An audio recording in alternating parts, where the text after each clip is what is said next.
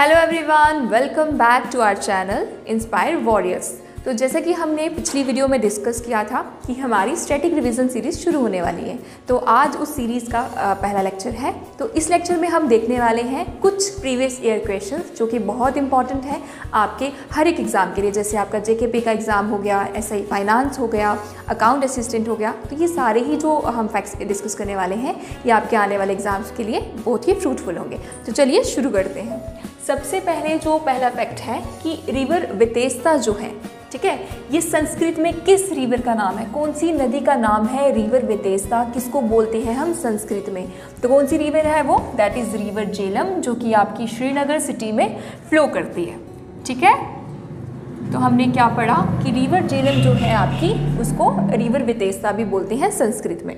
Next जो है हमारा क्वेश्चन, दैट इज, ये बहुत इंपॉर्टेंट और आपने बहुत सारे एग्जाम्स में देखा होगा ये क्वेश्चन, कि टेम्पल जो है वैष्णो देवी जी का टेम्पल जो है वो कौन सी जगह पे सिचुएटेड है? That is on mountain of Trikuta hills. तो कौन सी माउंटेन्स पे है वैष्णो देवी जी का temple? That is on Trikuta hills. Okay, next अगर बात करें हम, बहुत ही important, that is Ramsar convention. तो ये आप कुछ बच्चों ने शायद नहीं सुना होगा। रामसर कन्वेंशन जो है ये किसके लिए है? तो ये है आपकी वेटलैंड्स के लिए। अब वेटलैंड्स का क्या मतलब होता है? देखिए, कुछ लैंड एरिया और कुछ वाटर एरिया। फॉर एग्जाम्पल जैसे कि यहाँ पे लैंड और वाटर, लैंड और वाटर का जो ट्रांजिशन जोन, जिसको मिक्सचर बोल सकते हैं। For example this is your land and ये आपका वाटर लेवल है। अब ये जो लैंड और वाटर का जो मिक्सचर होगा, अब ये वाटर ऐसा नहीं है कि एक दिन बारिश हुई है और पानी इकट्ठा हो गया उसको हम वेटलैंड बोलेंगे, ऐसा बिल्कुल भी नहीं है।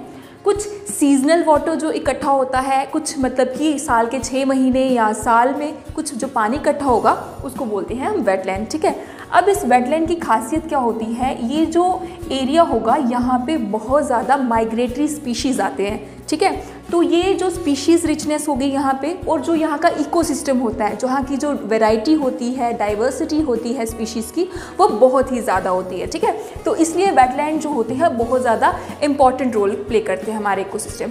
कुछ अगर और मैं आपको फैक्ट्स बता दूँ वेटलैंड के बारे में, तो जो वेटलैंड्स होते हैं इनको बोला जाता है किडनीज ऑफ इकोसिस्टम। जैसे किडनीज हमारी बॉडी में हमारी बॉडी को प्यूरिफाई करती हैं, वैसे ही जो वेटलैंड्स होती हैं हमारे इकोसिस्टम को प्यूरिफाई करने के लिए हेल्प करते हैं। बाकी जो डिटेल होगी वेटलैंड्स की वो हम इन्वायरमेंट के लेक्चर्स में डिस्कस करेंगे। ओके, तो जो रामसर जगह है ये है ईरान की एक सिटी। यहाँ पर 1971 में साइन की गई थी ये कन्वेंशन। कन्वेंशन क्या होता है? कुछ रिटन एग्रीमेंट्स होते हैं जो कि आपके ऊपर बाइंडिंग होती हैं, ये इंटरनेशनल लेवल पे होते हैं। ठीक है, बहुत सारी जो नेशंस हैं वो मिलके आती हैं तो इसको साइन करती हैं। तो ये रामसर कन्वेंशन किसके लिए था? वेटलैंड्स थे जो इंटरनेशनल इंपॉर्टेंस वेटलैंड्स हो उसके लिए होता है। ठीक है, नेक्स्ट अगर बात करें नंबर ऑफ क्लासिकल लैंग्वेज। अब क्लासिकल लैंग्वेजेस कौन सी होती है? वैसी कुछ लैंग्वेजेस जिसके लिए कुछ गाइडलाइंस दी हुई है मिनिस्ट्री ऑफ कल्चर ने। तो मिनिस्ट्री ऑफ कल्चर ने कुछ गाइडलाइंस दी होती हैं, जैसे कि कुछ जो लैंग्वेज 1500 से 2000 ईयर पुरानी हो, और जो लिटरेचर बुक्स हो, टेक्स्ट हो, वो बिल्कुल भी अलग हो। ठीक है, वो सेम नहीं हो लैंग्वेज दूसरी लैंग्वेज की तरह, और जिसकी एक आइडेंटिटी हो वो अलग हो, उसको बोलते हैं क्लासिकल लैंग्वेज। तो इंडिया में कितने क्लासिकल लैंग्वेज है? 6 क्लासिकल लैंग्वेज है हमारी इंडिया में। बहुत इंपॉर्टेंट क्वेश्चन है ये भी। और कौन कौन सी लैंग्वेज है? That is Tamil, Sanskrit, Kannada, Telugu, Malayalam. ठीक है, एंड वन इज ओडिया। तो ये सारी लैंग्वेज है। और एक बार ये क्वेश्चन पूछा गया है कि सबसे पहले जो क्लासिकल लैंग्वेज है ये कौन सी बनाई गई थी? That is Tamil.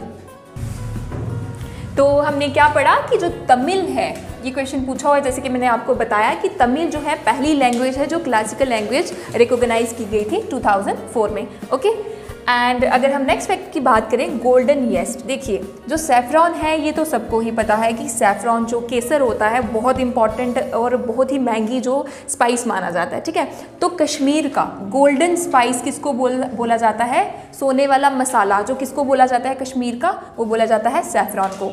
अब एग्रीकल्चर के टर्म में अगर देखा जाए, किसी एक्टिविटी, अगर कोई क्रॉप जो होती है उसकी काफ़ी ज़्यादा कमर्शियल एक्टिविटी है, ठीक है, इकोनॉमिकली अगर उसकी बहुत ज़्यादा डिमांड है, तो सैफरॉन के लिए कमर्शियल एक्टिविटीज़ की बहुत ज़्यादा है, तो इसलिए इसको क्या बोला जाता है? Golden yeast. ठीक है, अभी आपने रिसेंटली देखा होगा न्यूज़ में कि सैफरॉन को GI टैग भी मिला गया है।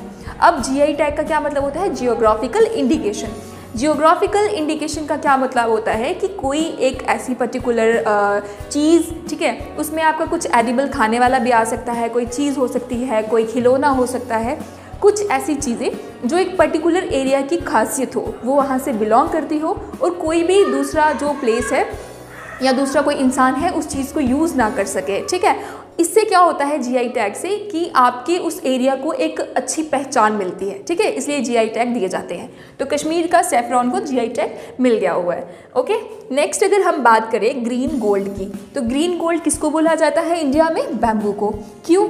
अब ऐसा क्यों है? क्योंकि जो बैम्बू है, जो बांस होता है, वो रिन्यूएबल है, सस्टेनेबल है और इजी टू ग्रो है।